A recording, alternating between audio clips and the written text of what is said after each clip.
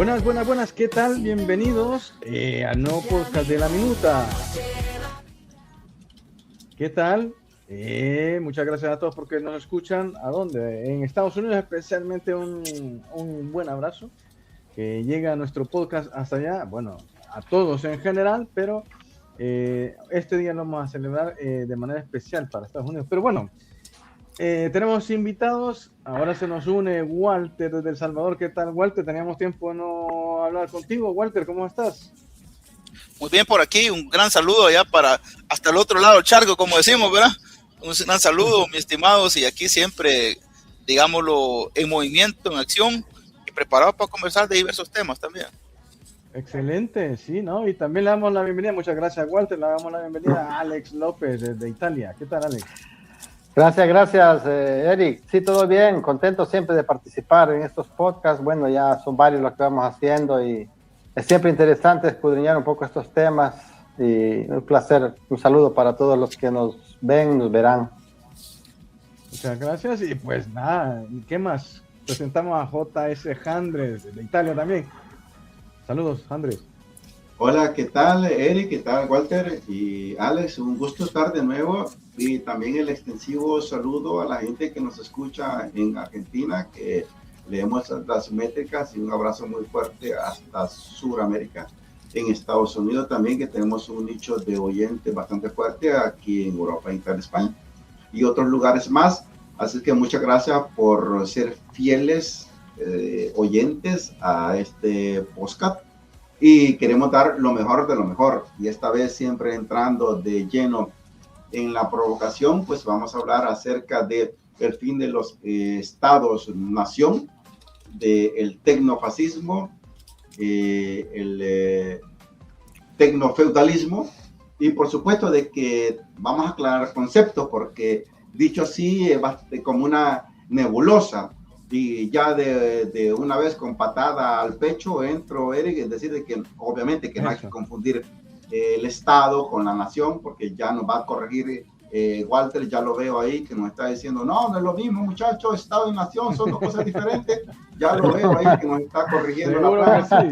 Sí. Evidentemente, el Estado es territorio, población, gobierno, soberanía, y nación estamos hablando de lengua, cultura, tradiciones, memoria histórica, identidad colectiva, mitos fundamentales y otras cosas más. Pero ya lo dejo a manos de nuestros expertos. Eric.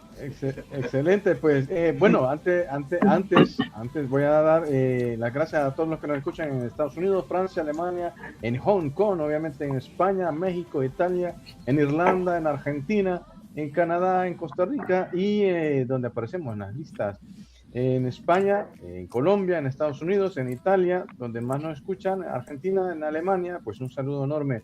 Recuerde siempre escucharnos a través de las aplicaciones de podcast, o bueno, las plataformas, mejor dicho, en Amazon Music, en Spotify, estamos en Apple Music y ahora mismo transmitiendo en YouTube. También estamos en YouTube Music, así que no te lo puedes perder. Entramos de lleno entonces con el temazo de esta noche.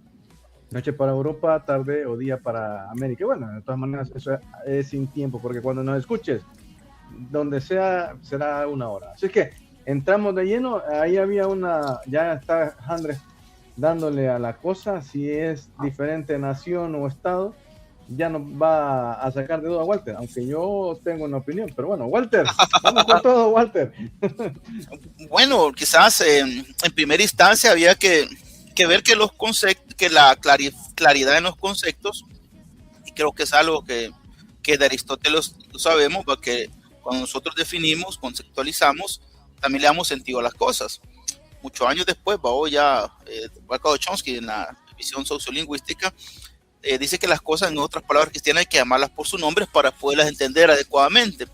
Por eso cuando malgastamos un concepto, tenemos un problema, porque cuando nos pasa como cuando la fábula del lobo, ¿va? Que la gente le decía, ahí viene el lobo, y toda la gente salía corriendo, y cuando de verdad digo lobo, no le hicieron caso, ¿verdad? Entonces, por los conceptos hay que saberlos emplear, utilizar, sobre todo para poder dar definiciones. Usualmente, en la literatura, cuando se habla del Estado de Nación, muchos tratan de entenderlo como algo eminentemente, digámoslo, que son similares o son símiles, pero realmente existe una diferencia conceptual que tiene que ver con el sentido de cada uno.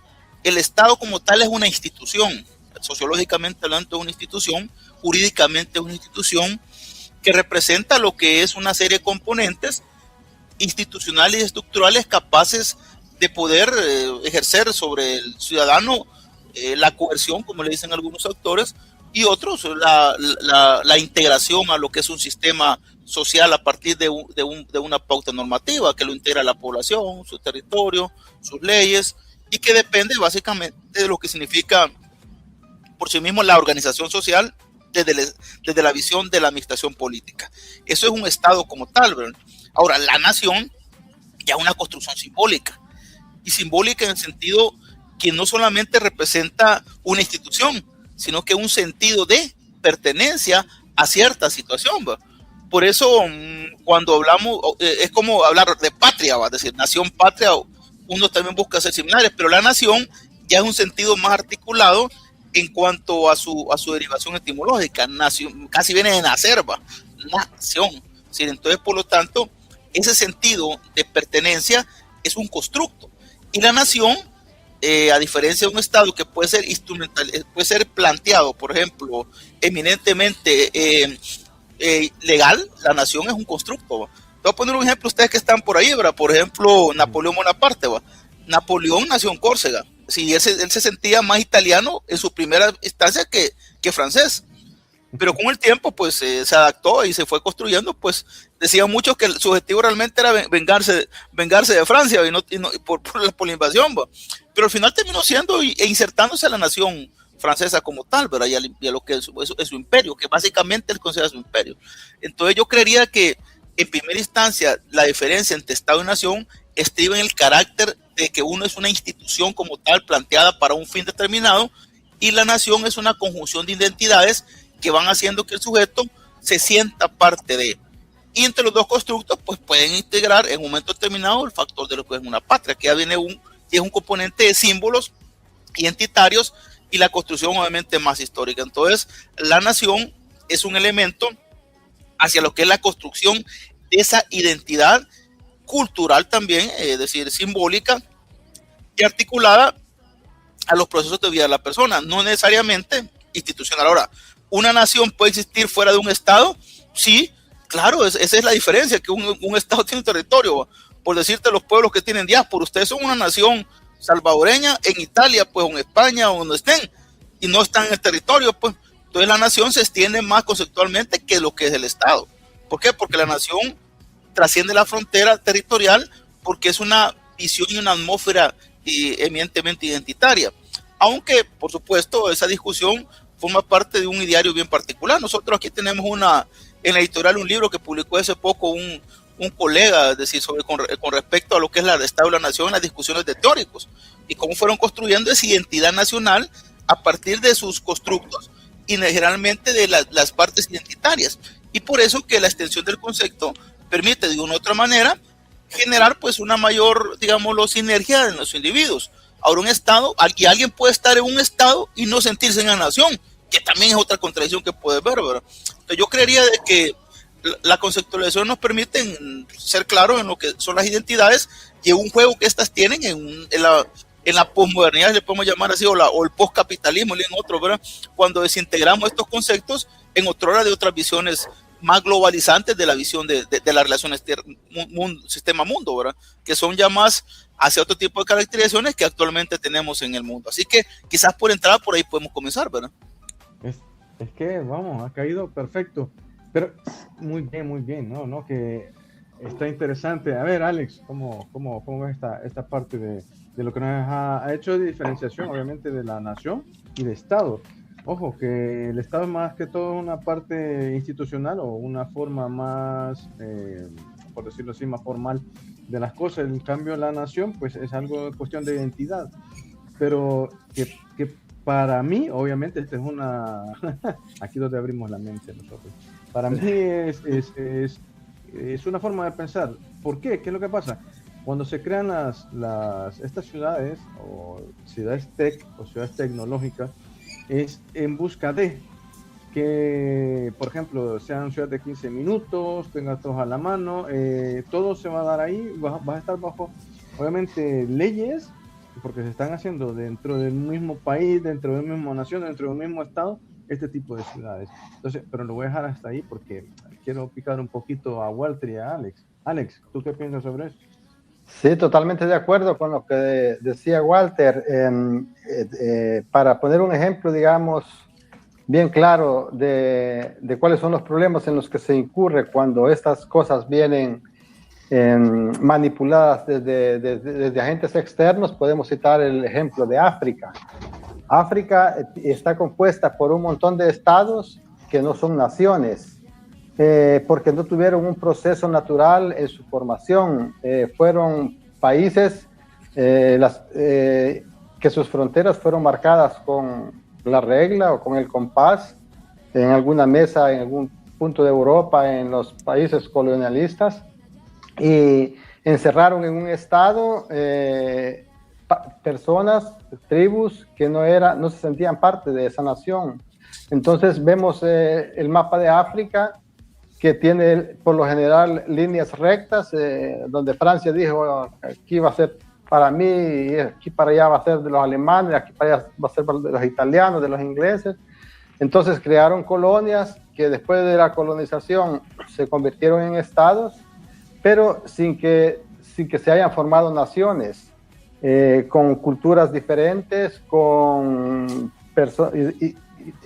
personalidades, como se dice, identitarias diferentes, y eso ha hecho que África, aparte de otras cosas del colonialismo, no logren encontrar paz, porque han encerrado, digamos, perros y gatos en una misma jaula, sin que tengan una identidad que los una. En este caso, por ejemplo, podemos poner el ejemplo de Libia, que estaba gobernado por Gaddafi. Gaddafi había logrado mantener, digamos, coerción en una cohesión, como se dice, en un país que tenía una población con el 60% de analfabetismo, con tribus que habían sido rivales entre ellas. Había logrado poner, digamos, un orden.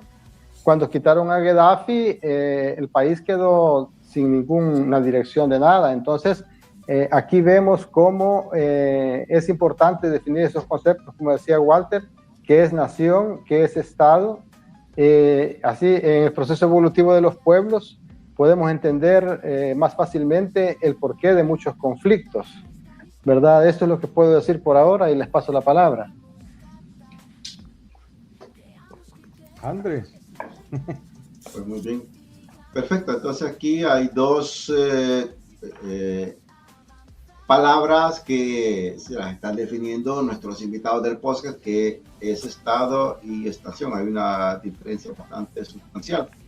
Ahora nos enfrascamos en este mundo actual, yo no diría un mundo moderno, sino que un mundo actual, en el cual las tecnologías pues están teniendo un gran auge y un gran control que se están viendo ya, no solo en la bolsa, ¿no? Sino de que también en la vida real, en los gobiernos, en el capitalismo, en tierra, por decirlo así, no solo en el aire, y es el tecnofeudalismo que llamamos. Es una palabra que se introduce al vocablo cotidiano y hay que ponerle dientes, hay que ir entendiendo hacia dónde va la humanidad, hacia dónde la vamos conduciendo, porque esto se une a otro término que lo hemos traído aquí en provocación, que seguramente no tenemos la verdad absoluta, ni este es el podcast que va a definir todos los conceptos filosóficos, sociológicos, pero es una provocación y es el tecnofascismo también. Tecnofeudalismo y tecnofascismo. Por una parte es el poder político, por otra parte es el poder económico, que van a veces uniéndose y a veces desuniéndose. ¿Por qué? Porque los señores feudales están contradiciendo muchas veces las leyes del capitalismo tradicional y las leyes del mercado tradicional y las leyes de la globalización tradicional que hemos conocido. Van haciendo una nueva especie de capitalismo en el cual se va mezclando pues la dictadura de los algoritmos a nivel político y la dictadura de las nuevas economías por otro lado. Así es que esos son los otros argumentos que quiero introducir como provocación, introducción a este podcast. No es el podcast definitivo, pero como de manera introductiva, chicos. Pues mira, interesante, porque fíjate que alguien podía asumir, ¿va? Así por a primera instancia la simbiosis de ambos, ¿verdad? Pero fíjate que lo que es el tecnofeudalismo y el tecnofascismo, aunque todos, digámoslo, te van planteando algunas condiciones, hay quizás una diferencia conceptual que hay que definir. Fíjate que el tecnofascismo está más orientado a lo que es el carácter político del control, y el tecnofeudalismo al carácter del control económico. Aunque puedan converger en un momento determinado y se puedan parecer, hay una diferencia que creo que hay que considerarla. Ahora, por supuesto, la existencia de lo que es en este caso, por decirlo así, el tecnofeudalismo está planteado porque la tesis principal de este economista que propone la existencia del tecnofascismo como una visión, bueno, es Varoufakis, algo así, el nombre algo extraño. Es decir, él te plantea la idea de que las relaciones, muchos hablan, y creo que muchos han hablado de este concepto que le dicen el postcapitalismo, porque el capitalismo llegó a su máxima explotación, ¿verdad? Y va a revertir formas de nueva acumulación. Entonces, en esa forma de nueva acumulación se inserta lo que es la tecnología. Y la tecnología está provocando, en alguna medida, un cambio en las relaciones de producción. Fíjate que te voy a poner un ejemplo que lo ves en la vida cotidiana, ¿va? Los famosos influencers, ¿va? Aquí en el país, en El Salvador, por lo menos hay personas de que eran así, vendedoras informales, que hay muchos muy famosos que eran personas informales de la economía, que en un rango de una economía capitalista formal, por decirlo así, para ascender y tener movilidad social, eso iba a ser, nunca iban a llegar así a una situación económica. Sin embargo, gracias a la tecnología, al instrumento de la tecnología, estas personas despegaron económicamente de la noche a la mañana. Los propios creadores de las grandes empresas tecnológicas, no todos tenían dinero, eran personas muy normales.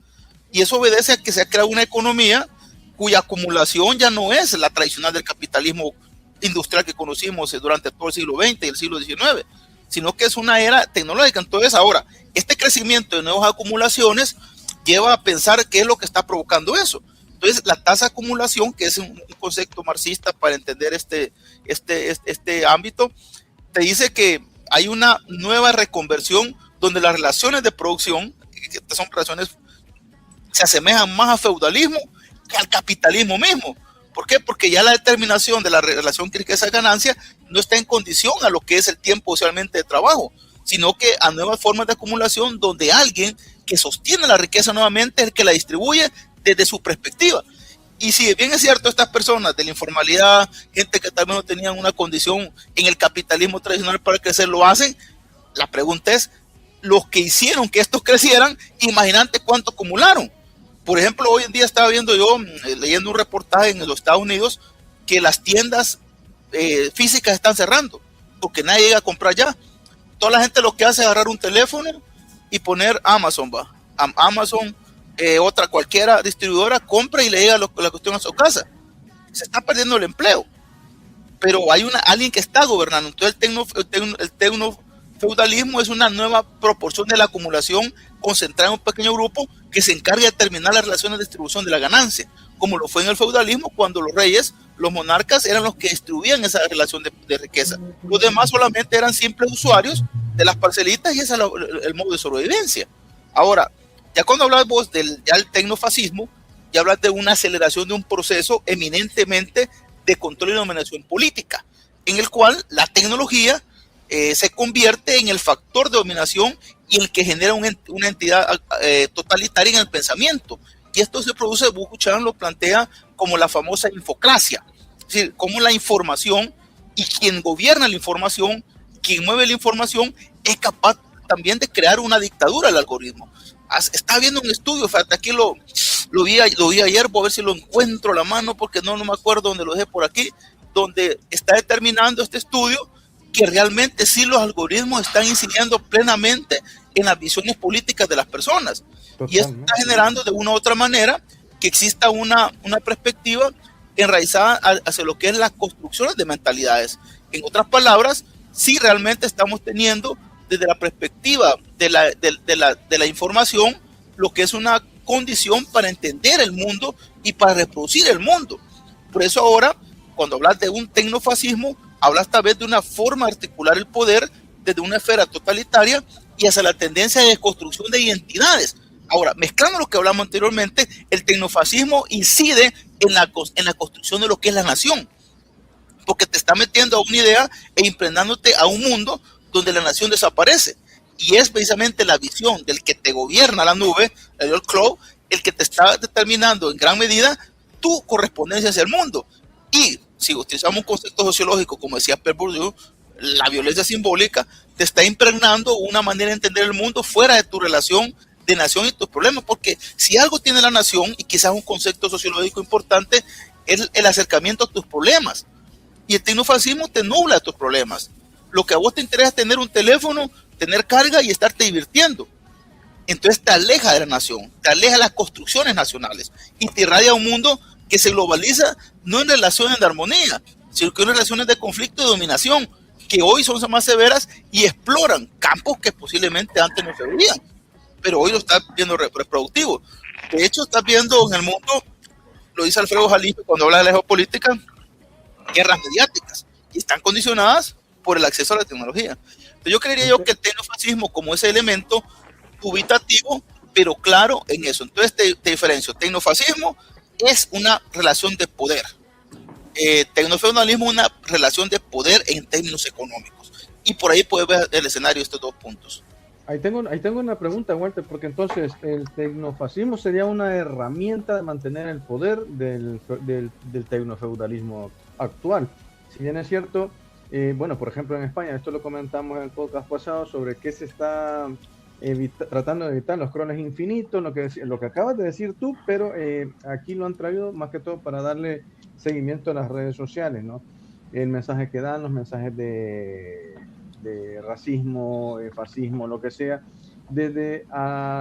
enfocadas a los jóvenes, ¿no? Porque son ellos a los que se está construyendo, lo que has dicho tú, el ideario político, vamos, bajo esa circunstancia, ¿no? Te diviertes y tal, y encima te dejan ir lo que es, según el algoritmo, ¿no? Que también va a ser estudiado y penalizado. Pero bueno, sí que tiene mucho sentido. Entonces yo te dejo esa pregunta, Walter. ¿Es entonces el tecnofascismo una herramienta que va a utilizar o que está utilizando ahora mismo el tecnofeudalismo desde esa perspectiva? Claro, es decir, es que aquí el hecho es quién gobierna los grandes emporios tecnológicos. Aquí por lo menos nosotros en Salvador tenemos, el gobierno hace una alianza con Google, con San Google. Aquí en el país se aplaudió, ¡hey, San Google, va, y aplaudimos a San Google, va.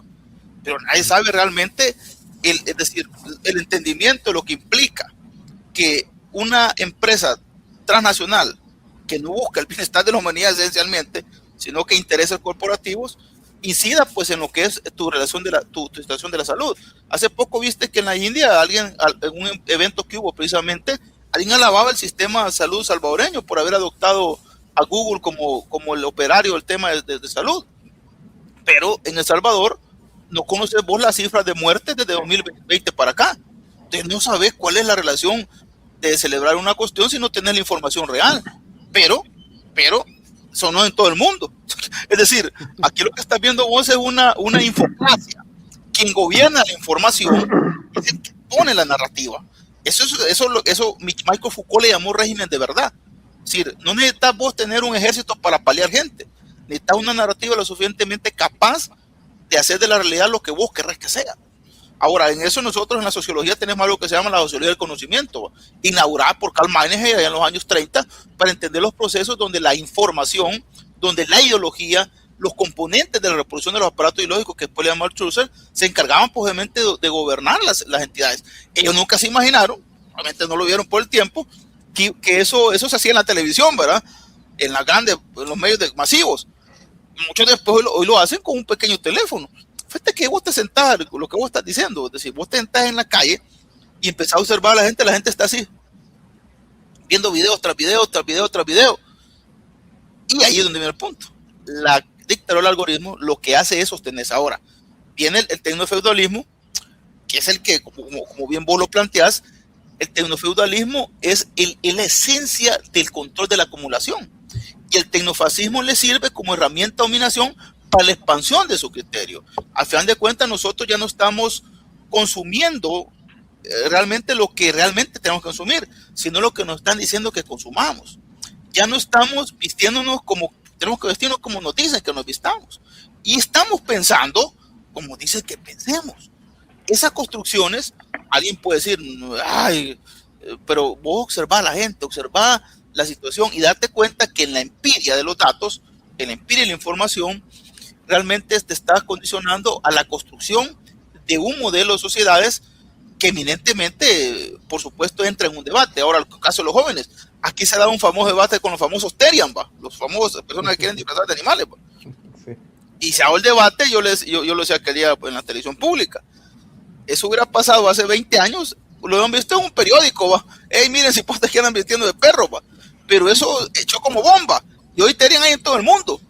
¿Por qué? Porque eso lo decía Castel cuando habla del poder y la comunicación. Es decir, en la sociedad en red, es decir, eso pues es tecnofeudalismo. ¿Por qué? Porque se extiende, es capaz de agregarse y ya no necesita un ejército para imponerlo, necesita simplemente el ejército, ya lo tenés ahí armado, hombre. Y este es el arma que le das para destruir las sociedades. Es decir, porque Castel creía que la tecnología iba a liberar a la humanidad, pero lo que ha provocado es esclavizarla más. Porque nunca se imaginó que al final de cuentas esto es como la inteligencia artificial y la robótica.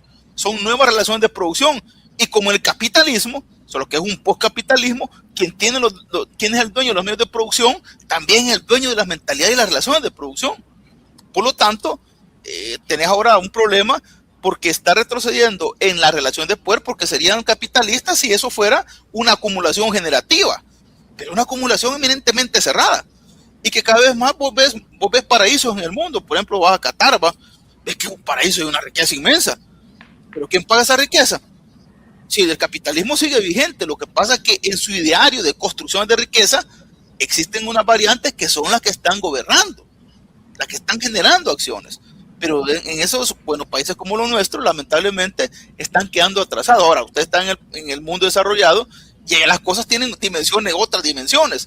Yo veo, por ejemplo, acá rato salen videos aquí que la gente anda en las plazas de España, en las plazas de Italia, y eso se ha convertido en un modelo, y eso empieza a irregar en el mundo ideas y pensamientos. Entonces, ahora, la nación es una construcción de individuos, pero a estas tendencias del mundo no les interesan las naciones, les interesan los individuos a priori, porque son consumo, y el consumo es la generación de la riqueza de ellos. Y entonces es donde tenés el gran problema, pues. No. Tema muy interesante, Alex, muy interesante. Interesantísimo, sí, bueno, como hablábamos antes de la transmisión, yo considero que desde la perspectiva de la soberanía, los estados ya desaparecieron, en el sentido que ahora son estos grandes magnates de la tecnología los que gobiernan el mundo.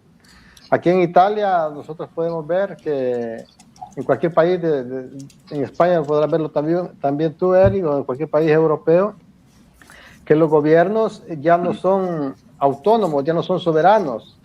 Ahora son las transnacionales las que dominan el mundo, las que dominan la política, y los estados, desde el punto de vista de la soberanía, ya dejaron de ser, considero yo. No creo que desaparezcan como entes administrativos, porque al final las grandes élites tecnológicas necesitan estas formas de Estado como ente organizativo para tener el control de la manipulación de la población. Pero desde el punto de vista de la soberanía, los estados ya no son soberanos. Las deudas políticas que tienen, por ejemplo, bien sabemos que los países se dominan o con la fuerza de la espada o con la deuda. Los países están altamente endeudados y obedecen a las grandes transnacionales, por lo cual nosotros como ciudadanos, si somos realistas, no tenemos ya la tutela del Estado, somos víctimas de las grandes transnacionales, de esas pocas personas que dominan la tecnología, porque ahora, digamos, ya pasó la revolución industrial, ahora es la revolución tecnológica. Entonces, y en esta tecnología que da pasos de gigante, hemos perdido el camino completamente. Ahora estamos ya con la inteligencia artificial, hablábamos el otro día, hacíamos el podcast acerca de eso, que eso va a contribuir a hacer la gente más tonta. Había un amigo que me comentaba, Alex, yo no creo que la inteligencia artificial haga a la gente más tonta. Yo le puse un ejemplo. Mira, le digo, por ejemplo, los jóvenes están muy contentos porque ya no van a tener que hacer la tesis para graduarse, ya que basta con la inteligencia artificial 5 minutos, te hace la tesis y ya con esa te graduaste a costa de cero aprendizaje, porque el aprendizaje está en el camino, no está en la meta.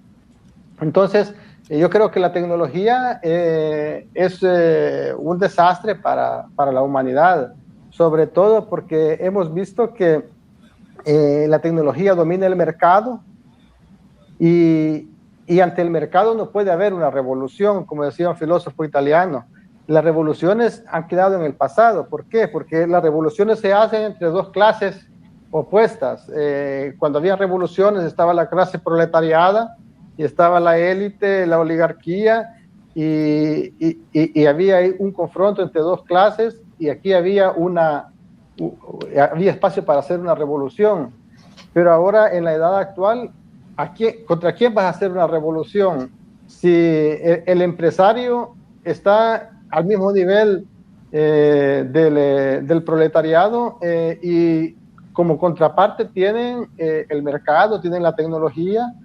Aquí en Italia, el otro día hablando con Andrés, poníamos esos ejemplos, empresarios que cierran sus empresas porque no pueden ya pagar las tasas, no pueden mantener, digamos, los gastos.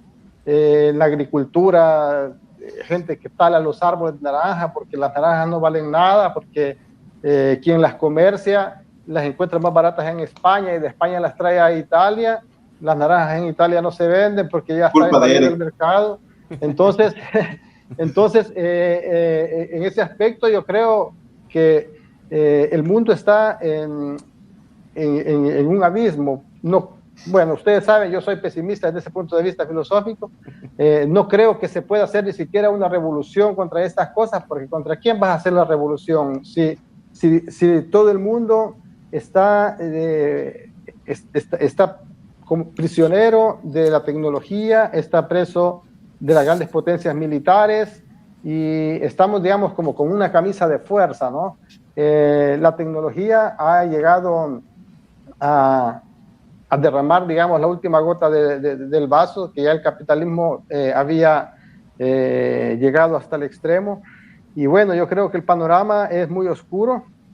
La política ya no es, como decía Platón, la que rige, la que dirige la técnica, sino que es la técnica, la tecnología, la que manda la política. Entonces se han invertido el orden de estos factores, y creo que, bueno, el panorama es oscuro, es oscuro. El panorama es sombrío. Chicos, bueno, está poniéndose bastante interesante todo esto. Yo lo que puedo decir un poco por aludido, porque estamos levantando el nuevo sitio web del Emporio Digital con Eric. Entonces nosotros estamos aplicando también algoritmos de scroll en el sitio. Antes del scroll existía el carrusel, que era el que pasaban las cosas así, ¿no? Y no teníamos control. Después surgió la creación a través de JavaScript, de Python, etcétera, módulos para hacer que la gente le hiciera con el dedo así para abajo, o horizontal o vertical. Entonces, digamos que no podemos pelearnos en sí con la tecnología.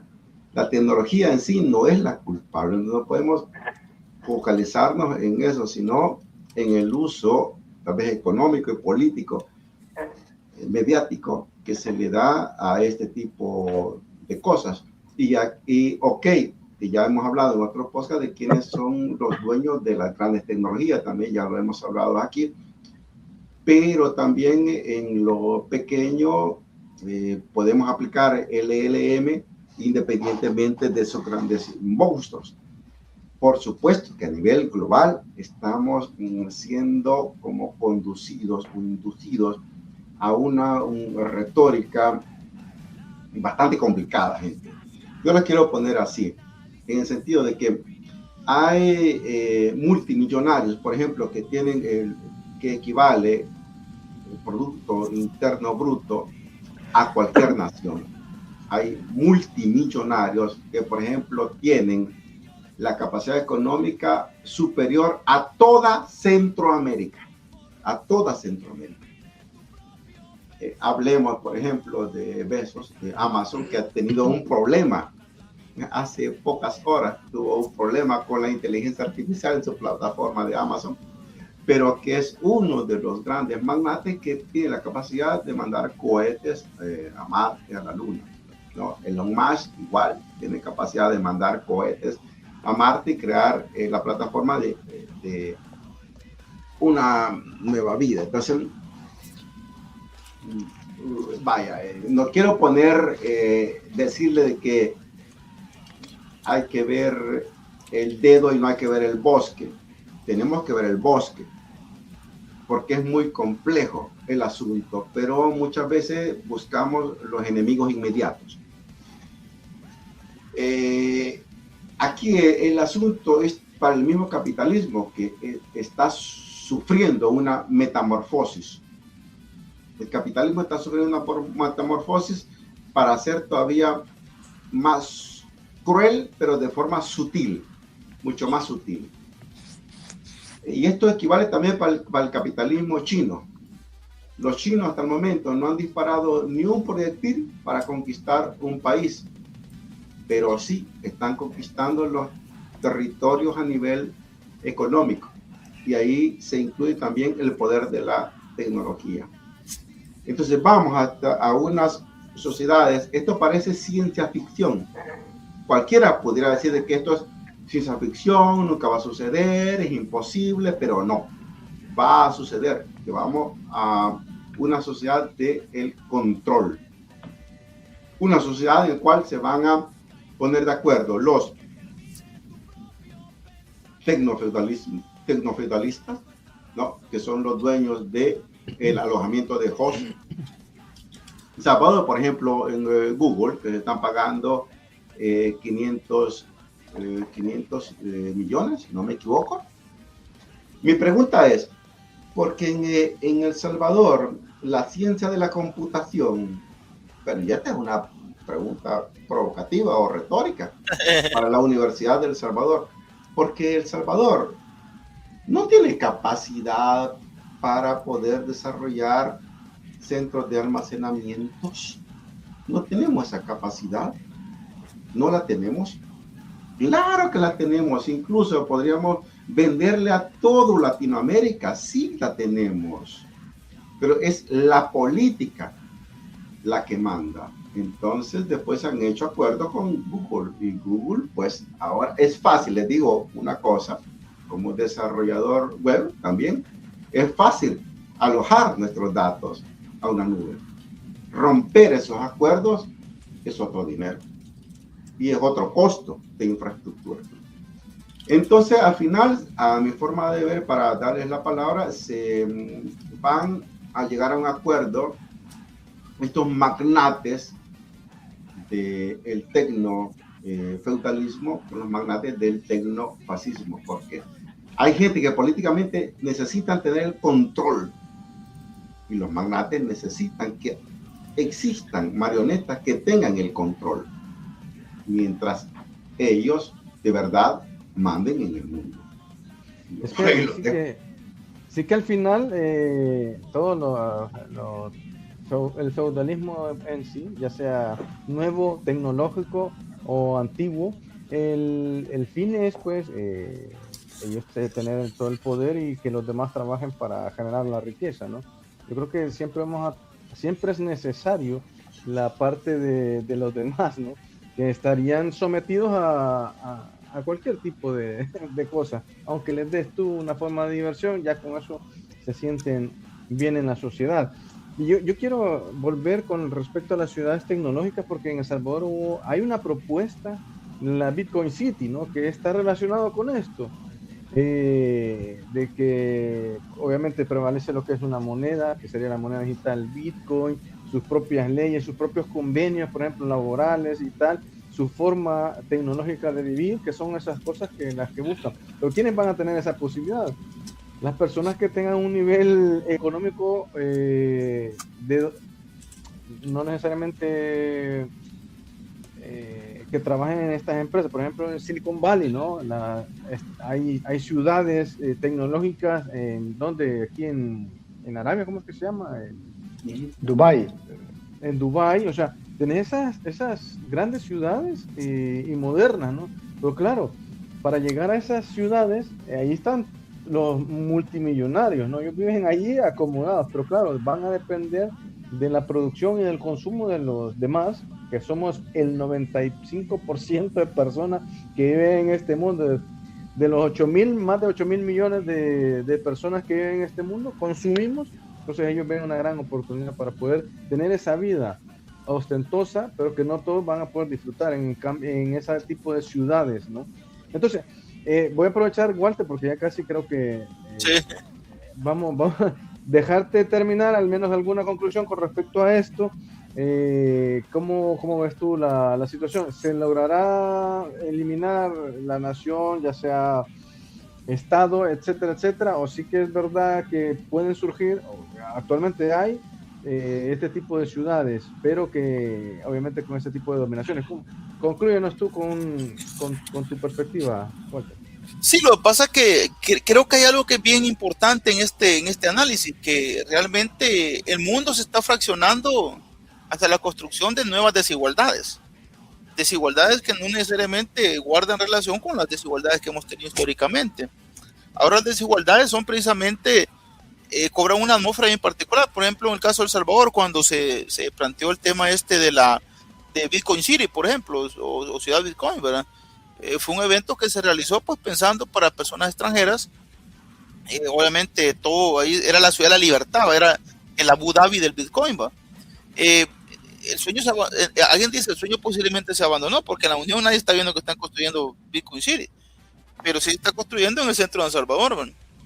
Nosotros le hemos llamado aquí la oligarquía del Bitcoin, que viene dada por algo que históricamente en el país ya ha sucedido en los años.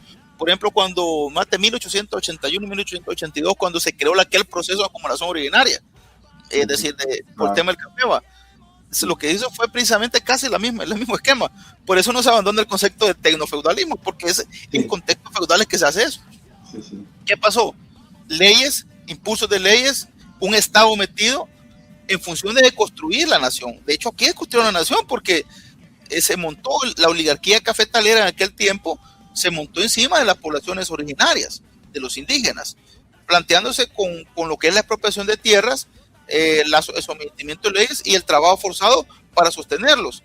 Porque cuando se presentaste Bitcoin City, por ejemplo, decía que los que iban a venir, todos los que iban a venir a Bitcoin City, no iban a pagar impuestos, ni de renta, ni de IVA, no iban a pagar impuestos municipales, pero para que esa gente tuviera agua, tuviera luz, carreteras, alguien iba a pagarlo. ¿Y quién iba a pagarlo? Todos los salvadoreños, pues.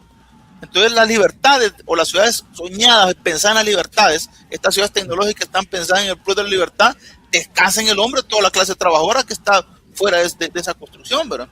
Entonces, como pasó en esa época, cuando se hizo esos cambios, acordate, y la historia nos ha dicho que se insertó un montón de gente de afuera.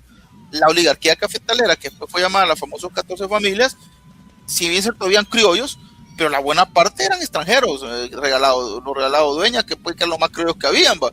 pero ahí vos tenías los Safi, los, ¿cómo se llama? Cristiani Burka, que eran italianos, los Hill, que eran ingleses, venían los Schwarz, que eran, suecos, por ahí, ¿verdad? Y toda esta oligarquía que se formó, Goldtree, es decir, no eran salvadoreños. De ahí aparecieron ya en el siguiente siglo los palestinos que les ponían con pasaportes turcos, pero esa era otra generación.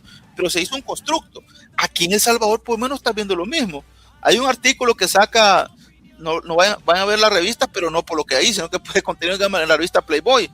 No van a ver lo demás de la revista. Vale. No es la portada.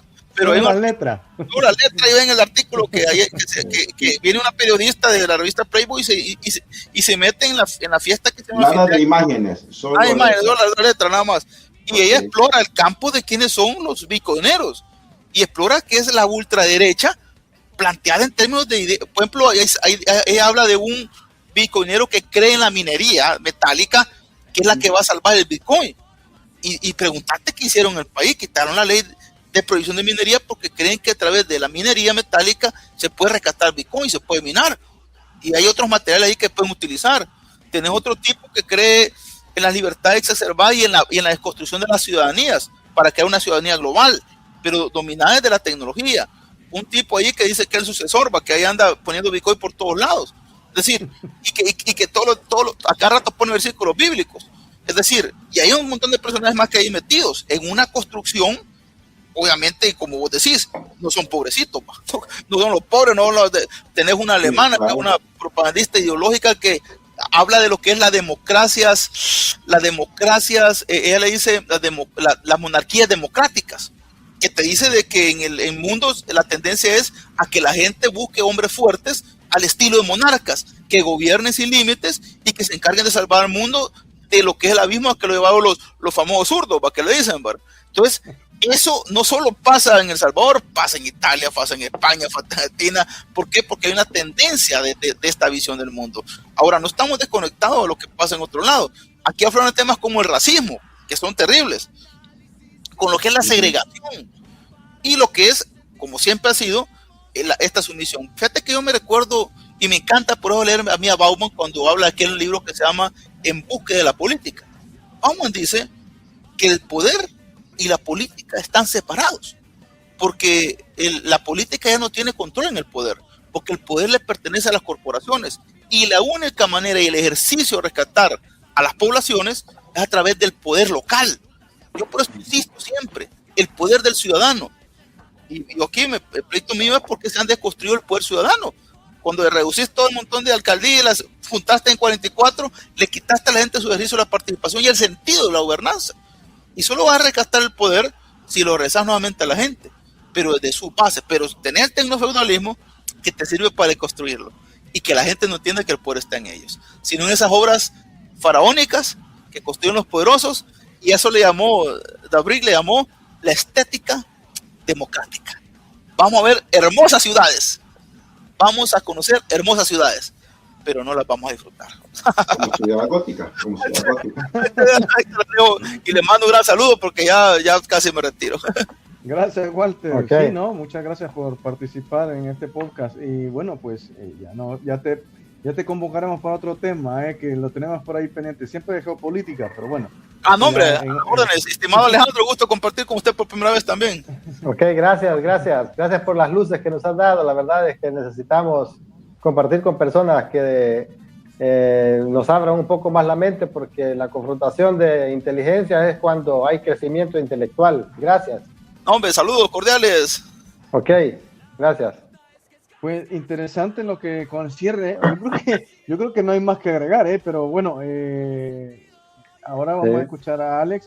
Lo veo ahí con el aspecto negativo, porque claro, sí que... No, porque digamos que el filósofo del negativismo. Porque si bien es cierto, imagínate tú, o sea, tienes tú la oportunidad de vivir en una ciudad esta, que tienes todo, las ventanas las abres con un mando, con un aplauso, enciendes la luz, le dices al Alexa, a Google, que te busque una música, que te ponga el microondas o el horno para que te haga la comida, tú sentado tranquilamente. Sí. Bueno, te digo Eso una lo que lo cosa. van a usar en esas casas. Porque También, Eric, te digo una cosa que es bastante difícil no darle la razón a Alex. Es bastante difícil. Yo te digo, vivo en un mundo de claroscuro, de no querer darle la razón, porque yo me niego a de que todo esto va a ir al abismo, que todo esto se va a hacer una mierda. Yo me niego a eso y siempre hago una invocación a la razón, a la cordura, a de que utilicemos la tecnología para el bien y la evolución de la humanidad. De hecho, bueno, te lo he comentado, Eric, desde hace varios meses estoy escribiendo un libro y bueno, no es precisamente para la destrucción de la humanidad, sino para la evolución de la humanidad. Es decir, yo me niego a pensar de que todo se va a ir como que dicen a puta madre. No, pero fíjate que, Jandre, en ese aspecto yo, como lo comentaba antes, ¿no? De los más de 8.000 millones de personas que consumen, que trabajan, estos son los que dan la fuerza o el valor o que le dan, que inyectan, en todo caso, economía, ¿no? A estos grandes feudalistas o estos grandes poderosos o estos grandes ejes económicos. Dependen de todos los pobres para tener esa vida. Entonces, si no tienen los pobres, si no mandan a la mierda a la humanidad, es que ellos no van a poder disfrutar. No van a poder los disfrutar. pobres somos la base. Somos necesarios para ellos. De su existencia. Exacto. Sí, digamos que, pero yo creo que aquí hay una situación, ¿no? De que, como decía un ya nos va a filósofo complicar italiano, el panorama. Venga. Ya estamos llegando a la conclusión y él dice, no es así.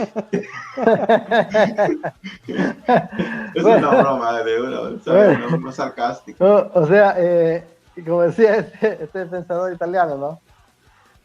Pero ¿cuál pensador? Que lo has dicho de ¿cómo se llama? Galimberti, sí. Okay. Dice, el capitalismo busca siempre el crecimiento, tiene que siempre que crecer. En cualquier empresa donde vayas, tenemos que crecer. Cualquier estadística del país, de cualquier país, este año hemos crecido el 2%, este año hemos crecido el 3%. Las empresas igual, al cierre del año, tanto de crecimiento. Entonces, dice Galimberti, pero el mundo es finito, no es infinito. Y un mundo finito no puede tener un crecimiento infinito. Para que haya crecimiento, alguien tiene que crecer. Entonces, si Europa crece, es porque en África se están muriendo de hambre. Apenas en África se comen un plato más de rizo, de arroz, hay un decremento en Europa. ¿Por qué? Porque el 80% de la riqueza mundial la disfruta el 20% de la población. Y el otro 80% vive con apenas 20% de la riqueza. Entonces, apenas la población del tercer mundo crece un poquito, va en decremento el primer mundo. Entonces, y este crecimiento no se puede mantener al infinito. Entonces, ¿qué sucede? Que para que estos magnates que dominan la economía crezcan económicamente, alguien tiene que empobrecerse. Y eso es un hecho real, porque la pobreza está en crecimiento en todos los países del primer mundo. No está en crecimiento la riqueza, es la pobreza la que va aumentando siempre. Las estadísticas dicen, este año hay 2 millones más de familias que han caído en pobreza, y dan cifras, ¿no? Nunca en positivo, siempre en negativo. Entonces, esta riqueza se va acumulando cada vez más en estos magnates de la tecnología, porque ahora ya no domina, el mundo ya no lo domina la industria, lo domina la tecnología. Los industriales, ellos mismos son víctimas de estos magnates tecnológicos. Y bueno, lamentablemente tuvo que irse el sociólogo. Yo quería preguntarle algo, tal vez en otra ocasión. desde mi punto de vista, como vos... Puedes dejar la pregunta abierta. Ok. Desde mi punto de vista, el punto de no retorno ya lo sobrepasamos. Ya lo sobrepasamos. ¿Por qué? Porque estas personas tienen talmente tanto poder que ni siquiera un Estado puede hacerles juicio. Los Estados mismos y Estados fuertes, como son los europeos, que siempre han sido Estados bien constituidos, ellos mismos son víctimas de estos magnates. Entonces, o porque están endeudados, podemos ir a buscar los diferentes factores, pero los estados son vasallos de estos grandes magnates tecnológicos, como ya lo decías tú, Andrés. Es la clave. Poseen grandes riquezas. Entonces, yo creo que el punto de no retorno ya lo pasamos, porque no hay manera de frenar esto. Dice Galimberti, no le puedes decir a la técnica que no haga lo que puede hacer. O sea, sería como pedirle un favor, como si el siervo le pide un favor a su patrón. Patrón, por favor, puede hacer esto, puede no hacer esto. El patrón está viendo sus intereses, no está viendo el favor que le va a hacer al siervo. Entonces, yo desde este punto de vista no veo cómo pueda suceder una revolución, porque como mencionaba antes, las revoluciones podían darse cuando había una confrontación entre clases sociales. Históricamente siempre ha sido así, ¿no?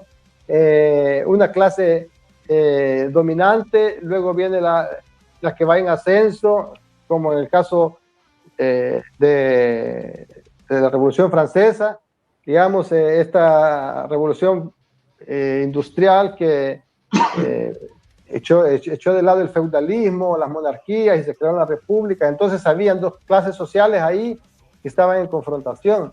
Entonces ahora eso ya no existe, porque sea el proletario que el empresario están de la misma parte, y de la parte opuesta están estos magnates tecnológicos que son intocables. ¿Cómo va a ser una revolución con los magnates tecnológicos si son los que tienen los grandes ejércitos, si son los que tienen el gran poder económico?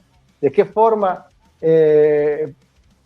O sea, no veo cómo puede haber una revolución, no veo cómo puede haber un cambio. Por eso es que no veo yo una forma, no puedo ser positivista, digamos, en este aspecto. Lo que pasa es que, claro, ahí es donde parte todo. Te voy a poner un ejemplo. En Argentina, y es que me hizo mucha gracia, ¿sabes? Milei sale en una entrevista. Hemos sacado a 1 millón de argentinos de la pobreza. En la siguiente entrevista hemos sacado 2 millones de argentinos de la pobreza. Y así llegó hasta 16 entrevistas y decía, y cada entrevista aumentaba 1 millón. O sea, ahora ya sacó 16 millones de argentinos de la pobreza. Imagínate, o sea, pero lo que te quiero decir no es que... Por estadística. Simplemente por decirlo. Es porque no sacaba a nadie, incluso claro, más argentinos viven en la pobreza. Más de 500,000 de argentinos viven en pobreza, más que hace un año. Entonces, ¿a dónde quiero llegar con esto? ¿Por qué? Ya no es, para mí no existía la clase media, ¿vale? Esto ya es una opinión. Ahora, que pasa a ser de los super ricos, los ricos y los pobres. Los super ricos son estos magnates, los tecno-feudalistas, ellos son los super ricos. Los ricos, aquí en los ricos, ojo, porque son los políticos, los funcionarios, los que tienen sus negocios de comidas rápidas, por ejemplo, y algunas fábricas de ropa, algunas tiendas de estas o plataformas que venden de mercado, ¿no? Y los pobres, que somos más del 90%, 95-96%. Entonces, ¿cómo se le da vuelta al triángulo este, ¿no? Donde están los súper ricos, arriba en la cúspide, están los ricos, que ahora van a ser clase media, ¿no? Ahora sí, claro, se va a actualizar en el formato, ¿no? y los pobres. Entonces, se puede dar vuelta lo que dices tú, la pregunta, lo que dices tú, que si ya se perdieron las esperanzas. Yo creo que, y es ahí donde juega realmente el valor de estos partidos de izquierda que llegan, que hoy van a cambiar las cosas, el cambio viene, que no sé qué, y se abanderan de las filosofías de izquierda, pero o filosofía marxista, por decir algo, o filosofía comunista, lo pueden decir, pero que eso no ha existido, hasta el momento no existe. Entonces, se enfrascan en eso para coger poder nada más, no simplemente es porque se van a meter a querer girar la tortilla y que los pobres estén arriba, que sea al revés, la cúspide, y no puede ser. Entonces ellos Sí, se aprovechan de la política y de la democracia para poder seguir. Entonces yo quiero entender este punto, Alejandro, por ti. La parte de la democracia no permite ese cambio. ¿Por qué? Porque los mismos partidos políticos juegan esa, o sea, es como poner en las ligas de fútbol, ¿no? Vas a poner tú, quieres bajar a los que están en primer lugar, Real Madrid, al Barcelona, ¿cómo los vas a llegar a ganar a esos grandes equipos? ¿Cómo? Sí, mira, yo creo que la democracia está ya fuera de lugar, porque para empezar, para que haya democracia debe haber soberanía, y un país endeudado no es soberano. Pongamos el ejemplo de El Salvador. Imaginemos que llega un partido de izquierda que quiere hacer las cosas bien, agarra un país endeudado hasta el copete. Un país endeudado es un país siervo, tiene que obedecer a intereses extranjeros de sus acreedores. Entonces, no puede haber una democracia, no puede haber una soberanía nacional en la cual un país decida su destino, porque ya estamos vendidos. Entonces, tú hablabas, por ejemplo, el caso de Argentina. Yo estuve siguiendo estos días un poco de lo de Argentina. Miren, en Argentina ha sucedido una cosa tremenda. Había una ley que decía que era prohibido vender tierras que hubieran sufrido incendios. ¿Por qué? Porque había una costumbre, digamos, de que las tierras que eran protegidas por la nación, muchas les prendían fuego con el objetivo de decir, bueno, ya se quemó, ahora vendámosla. ¿Qué hizo Milei? Milei, esa ley la anuló y dijo que ahora está permitido vender las tierras que hayan sufrido incendios.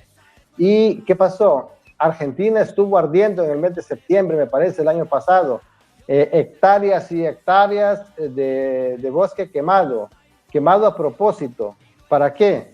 Para venderlas luego a las grandes transnacionales que quieren poner ahí, creo, inteligencia artificial, quieren hacer proyectos, digamos, megaproyectos oligárquicos. Entonces, ahora en Argentina cualquiera puede prender, si hay una tierra que es natural, protegida, le van y le ponen fuego, y ya cuando está quemada dicen, no, vendámosla, porque ya no es ecológica, ya no es. Entonces, todo ese tipo de acciones son de extrema derecha y que van viendo solamente el enriquecimiento de las grandes transnacionales, porque ni siquiera los argentinos van a disfrutar de eso, los argentinos ricos me refiero, ¿no? Son gente que le hacen la venia a Trump, a Elon Musk, a toda esa gente así, y entonces ellos se agarran su tajada, vende patria, como siempre hemos sido los latinoamericanos, y bueno, sucede en Perú también eso. En Perú en 10 años han cambiado 8 gobiernos. ¿Por qué? Porque el Perú está gobernado por las élites de la minería, empresas gigantescas que dominan el país económico, y la política está en manos de ellos. 8 presidentes en 10 años es una estadística tremenda. O sea, el presidente no le gusta, quitémoslo, pongamos otro. Entonces, yo creo, como te decía, que el punto de no retorno ya lo pasamos, porque no hay posibilidad de que podamos hacer una revolución. Esta gente ha alcanzado poder más poder que nación, que ejércitos y que toda la cosa. Entonces, no creo. Alejandro, te voy a rebatir un poco desde la perspectiva de que ahora mismo en la parte de la tecnología, de la inteligencia artificial, de la robótica, justo mandaba unos, bueno, pues esto es tema para otro podcast, porque ya estamos llegando hemos pasado una hora. Okay. Lo que te quiero decir, si ves el enfrentamiento que tiene actualmente Estados Unidos es contra China. ¿Por qué? Porque los oligarcas o los tecnofeudales, los ultra ricos, son poderosos en ese aspecto. Quieren la dominación para ellos en manera privada. ¿Qué es lo que pasa? Que se han enfrentado. Elon Musk le tiene envidia, no es de la buena o de la mala, a China. Que China tiene una tecnología van avanzados 50 años adelante que Estados Unidos, Claro, Estados Unidos claro. Cualquier cosa. Entonces, ¿pero qué pasa con China? En China no son todo manos privadas, no solo es un capitalismo tan voraz como el que es Estados Unidos. Entonces, ese es el problema que tiene ahora mismo, y es ahí, Alejandro, donde está la esperanza, porque si China tiene todas estas capacidades tecnológicas de producción, están dando esa oportunidad de poder utilizar estas mismas tecnologías, pero para toda la gente, no solamente para todos los ricos. Y eso creo que es una parte que puede ayudar. Fíjate que es interesante lo que dices, porque en eso tienes mucha razón, porque, por ejemplo, China, ellos dicen, ¿no? Una nación, un estado, dos sistemas. O sea, el estado es uno, pero ellos combinan los dos sistemas, el comunista y el capitalista, ¿no? Entonces, ellos fueron muy inteligentes, no como nosotros latinoamericanos, porque ellos en la revolución industrial, digamos, tuvieron fracaso, digamos, no lograron crecer en los años 70, sí, 60, pero luego cuando se abrieron al mundo, fueron muy inteligentes porque abrieron las puertas para que entrara la gran industria, los capitales extranjeros, pero el Estado puso reglas. No, vamos a dejar que ustedes vengan acá a invertir, pero también tienen que darle espacio a nuestra gente. Por decir, si traes 50 obreros tuyos, 50 tienen que ser chinos, y de esa manera ellos lograron impregnarse de todo el conocimiento tecnológico y científico que aportó Occidente, al punto de que luego se convirtieron en lo que ahora son. Por ejemplo, cuando llegó Tesla a China, la ingeniería china creció tanto y ahora tiene su propio carro eléctrico que está haciendo, digamos, la competencia que tiene Elon Musk con la Tesla. Exacto. Entonces, otro punto a favor que tiene China es que le pone un techo a los millonarios.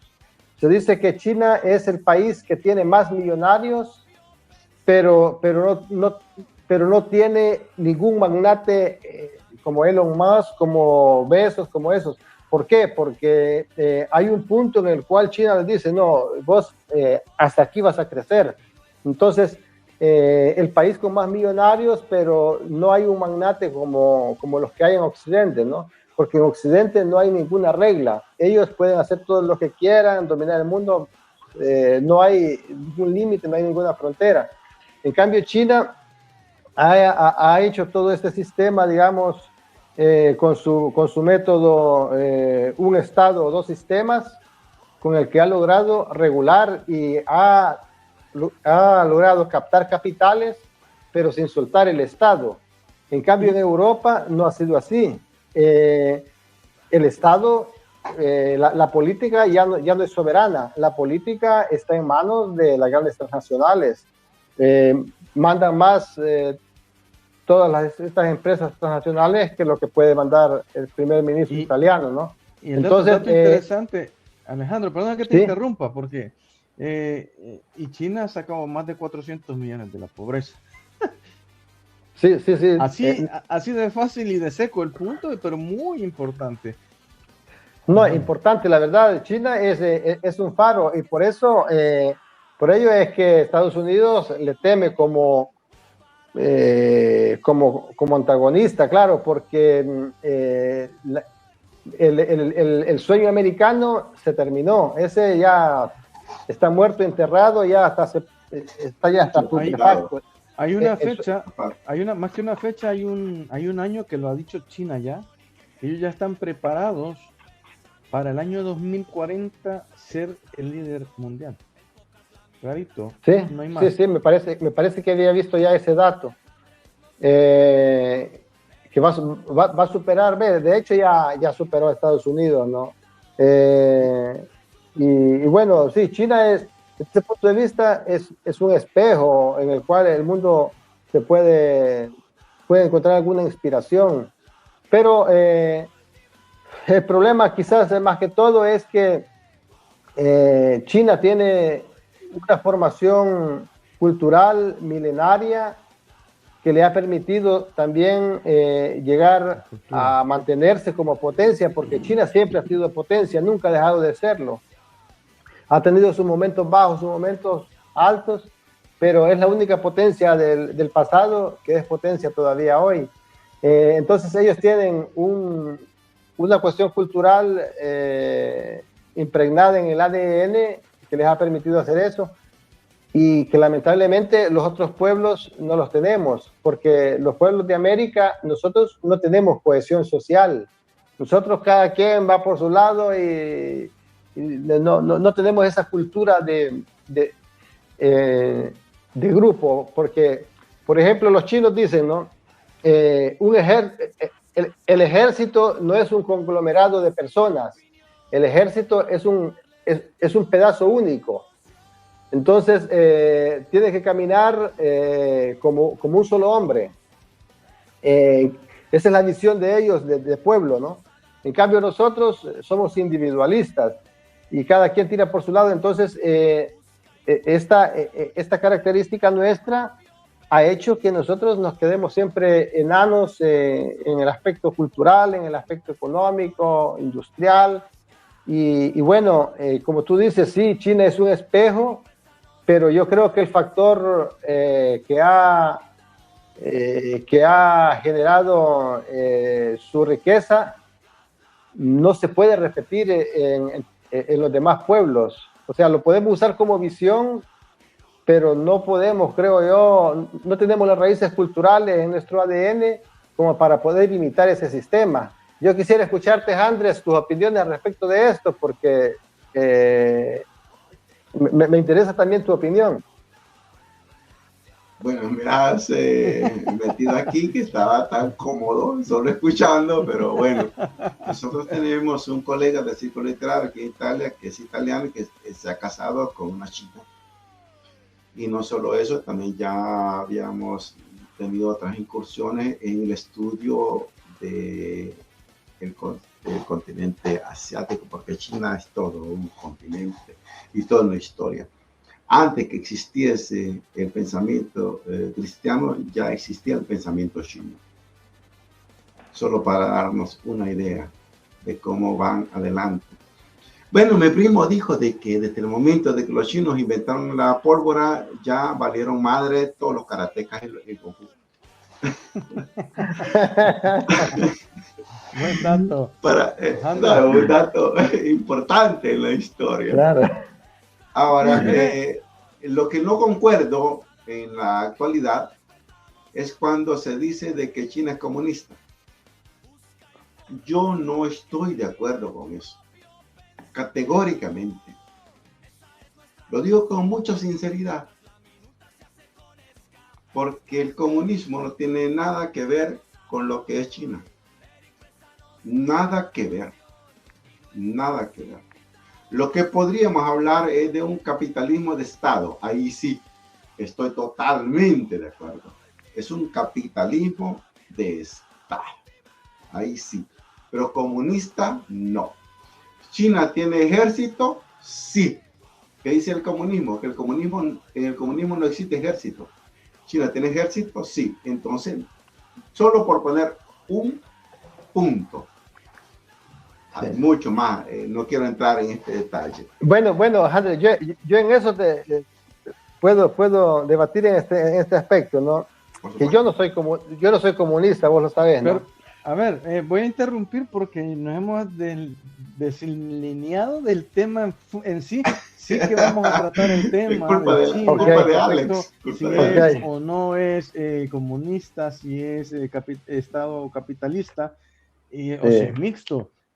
Ese tema lo vamos a tocar seguramente en otro podcast, pero sí que nos hemos pasado ya de 1 hora a 15 minutos. Sí, es verdad. Mejor dejemos así para dejémoslo aquí. Otro episodio. Te la voy a dejar ahí para que sí, mejor aquí y en la próxima vez la Alex, Eric tiene toda la razón. Mejor lo dejamos para otro episodio. Sí, no, muchas gracias, Alex. Es que claro, aquí ya que estuviéramos con un par en una mesita ahí conversando de esto, nos vamos 3 días hablando de a lo mejor con un vinito. Con un vinito allí, masticando, sí, bueno. Toscano, en fin, italiano. Eso es. Ahí estoy. Lo dejamos aquí. Como que si lo vamos a dar hasta aquí, porque sí que tiene mucho que ver también este final con respecto al tema que hemos hablado, pero claro, ya entramos en otros factores o en otras cosas de que también afectan si va a haber fin de naciones o no. Ya lo hemos hablado. Porque China, te da razón, porque China es determinante en todo esto. Exacto. Ahí es donde está la esperanza, como dice. Bueno, muchas gracias a todos los que nos escucharon, a todos los que participaron, Andrés, obviamente Alejandro, Walter, que se tuvo que marchar, pero que tenemos también esa temática sobre la geopolítica. El próximo viernes probablemente hablemos de eso. Así que nada, muchas gracias, Alex. Te quedaste ahí con algo que decirme, pero bueno. Por favor, entretenelo para el próximo post. Ok, próxima semana hacemos otro, díganme el tema y ahí lo discutimos, más que todo para puede ser este, pero no lo digas. Hasta la próxima. Para Ramón, que nos está viendo ahora mismo, nos ha dicho, haciendo reflexionar, sí, saludos, Ramón. A ver si te tenemos pronto, Te queremos de vuelta, Ramón. Excelente. Pues nada, muchas gracias a todos los que nos escuchan a través de las aplicaciones de audio. Nos escuchamos, nos vemos en la próxima. Chao.